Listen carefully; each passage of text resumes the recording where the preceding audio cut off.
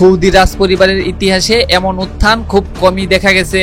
মাত্র 9 বছরে অচেনা এক যুবরাজ পরিণত হলেন ক্ষমতার একচ্ছত্র প্রতীকে। তিনি হচ্ছেন মুহাম্মদ বিন সালমান, বিশ্বে যিনি MBS নামেই ব্যাপক পরিচিত। বাবাকে গৃহবন্দী, ভাইদের আটক আর প্রতিদ্বন্দ্বীদের সরিয়ে দিয়ে ক্ষমতার সিংহাসনে তার ভয়ঙ্কর উত্থান শুরু হয়।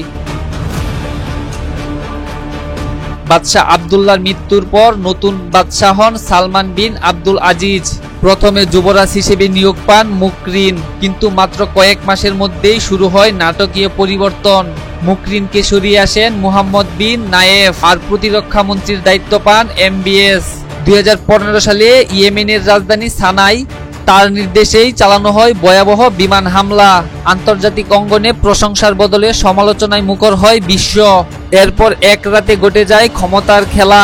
যুবরাজ নায়েফকে গৃহবন্দী করা হয়, কেড়ে নেওয়া হয় তার ক্ষমতা। পরের দিন আনুগত্য প্রকাশের ভিডিও সম্প্রচার করে জানানো হয় নতুন যুবরাজ মুহাম্মদ বিন সালমান। যুবরাজ হওয়ার পরপরই শুরু হয় তার ক্ষমতার কড়াকড়ি। বিলাসবহুল ইয়ট, দা ভিঞ্চির চিত্রকর্ম, আরেকদিকে শতাধিক প্রিন্স ও ব্যবসায়ীকে আটক, সবই তার শক্তির প্রতীক হয়ে ওঠে। নারীদের গাড়ি চালানোর অনুমতি ও পোশাক শিথিলতা এনে সংস্কারক হিসেবে পরিচিত পান MBS। তবে সমালোচকরা বলেন এটি ছিল অর্থনৈতিক প্রয়োজনে নেওয়া সিদ্ধান্ত, স্বাধীনতার জন্য নয়। কিন্তু 2018 সালে সাংবাদিক জামাল খাশোগি হত্যার ঘটনায় কেঁপে ওঠে বিশ্ব। CIA এর তদন্তে উঠে আসে এই হত্যার নির্দেশ এসেছিল সরাসরি যুবরাজের কাছ থেকেই।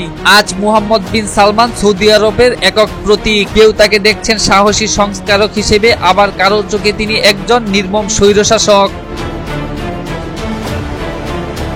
News international desk.